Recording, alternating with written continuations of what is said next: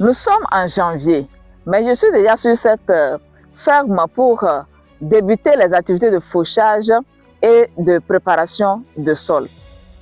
Normalement, c'est vers début mars que je commence ces activités sur les fermes.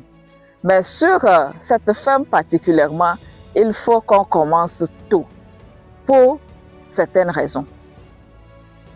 Je vais me présenter avant d'aller dans les explications.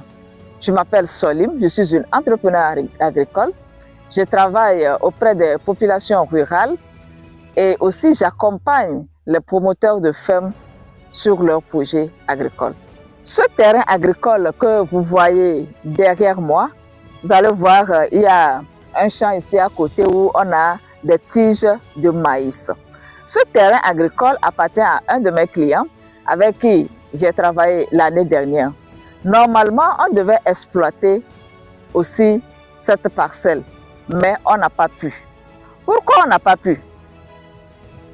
Il faut savoir que le promoteur a acheté des terres à plusieurs endroits dans ce village.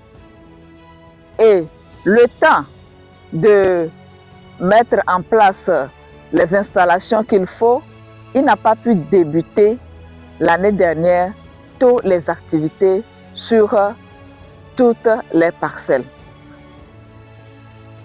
Donc, vu ainsi, celui qui a vendu la ferme, voyant que le promoteur n'a pas commencé tôt à travailler sur la ferme, a loué cette terre à d'autres personnes. Il faut savoir que bien avant que ce promoteur vienne acheter les terres, il y avait déjà des gens qui l'exploitaient. Maintenant que le propriétaire terrain a vendu, normalement, il doit céder la parcelle au promoteur pour que celui-ci fasse usage. Mais en observant le promoteur et en voyant qu'il a de la difficulté à rassembler la main-d'œuvre qu'il faut, il a encore continué par louer la terre.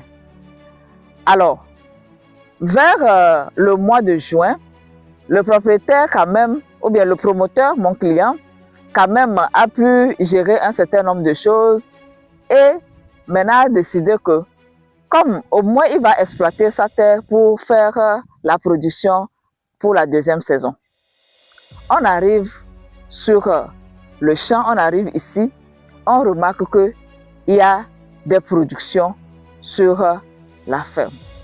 On se demande, mais qui est venu semer le maïs ici? On retourne chez celui qui avait vendu le terrain, l'ancien propriétaire terrien, pour avoir des explications. C'est là que l'ancien propriétaire disait que bon, comme il a vu qu'on n'a pas encore commencé par exploiter, c'est la raison pour laquelle lui, il a donné ça à quelqu'un pour que celui-ci fasse sa production. Alors qu'il faut savoir que cet ancien propriétaire terrien, lorsqu'il a passé le terrain à celui qui a cultivé, ce n'est pas gratuit. Il continue par percevoir les loyers des terrains qu'il a déjà vendus. En fait, ce n'est pas ce seul terrain. Il y a encore d'autres terrains du promoteur. Il a acheté des terrains un peu éparpillés. Les autres terrains, le propriétaire n'a pu, le promoteur, mon client, n'a pu qu'exploiter une parcelle, une seule parcelle. Mais les autres parcelles que ce propriétaire lui a vendues, l'ancien propriétaire a fait louer ça et continue par prendre de l'argent. Et lorsque les représentants du promoteur lui ont fait savoir que non, qu'eux ils ont acheté un terrain, ils avaient un programme dessus, mais l'ancien propriétaire ne se gênait même pas, il disait oh non, bah, ça c'est rien, deuxième saison ça va passer tout à l'heure, de laisser la prochaine saison, on va commencer par le faire, sinon bon, il ne reste que quelques mois, l'année va se terminer, donc bon, de ne pas s'en faire, de laisser que c'est pas grave, l'année prochaine, c'est-à-dire maintenant, nous allons reprendre le terrain. Alors il s'est fait que dernièrement, en début de ce mois, nous sommes encore repassés sur les terrains et nous avons pu rencontrer quelques personnes qui exploitaient les terres.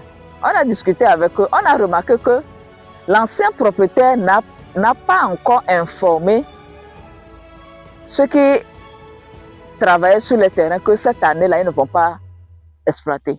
Il ne les a même pas encore informés. Donc vous voyez, si on reste jusqu'en mars pour venir encore commencer, peut-être qu'ils vont commencer avant nous. C'est la raison pour laquelle on a dit que déjà en janvier, on va préparer les terrains. Et si ceux qui ont l'habitude d'exploiter ces terrains, ils arrivent, parce que eux, c'est généralement à partir de mi-février ou bien mars qu'ils commencent à préparer les terrains. Si on fait la préparation de terrain avant qu'ils ne viennent, ils vont comprendre que non, cette fois-ci, c'est décidé, ceux-ci veulent exploiter le terrain. Donc, je vous fais part de cette expérience pour que vous puissiez comprendre. Si vous achetez des terres dans les villages et que vous n'êtes pas encore prêt à exploiter, vous serez étonné que d'autres personnes vont commencer par exploiter cette terre-là derrière vous, sans même vous en parler à l'avance. C'est aussi l'occasion pour moi de rappeler à tous ceux qui veulent se lancer dans l'agriculture ou bien ceux qui veulent faire une exploitation agricole cette année, que c'est dès le début d'année qu'on commence les préparatifs.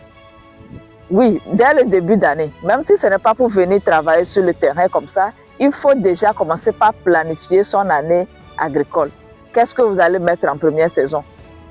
Déjà en février, vous devez être sur le terrain pour que dès les premières pluies là, si c'est pour semer, vous semez. Si c'est pour planter, vous plantez aussi. Parce que je vois généralement certaines personnes, ils attendent mars. C'est-à-dire que quand il commence par pleuvoir, c'est en ce moment qu'ils commencent par faire les plans qu'il faut pour pouvoir semer ou planter. C'est aussi à cette période-là, janvier-février, qu'on fait des démarches pour avoir des ouvriers permanents, si tel est votre désir. Si vous laissez passer le temps en mars ou bien en avril, que c'est en ce moment que vous allez commencer par chercher des ouvriers permanents, vous n'allez pas trouver. Parce qu'il y a un temps pour toutes choses. Janvier, février, là, c'est vraiment le temps pour faire les préparatifs, pour être à temps. C'est donc cette information que j'ai voulu partager avec vous.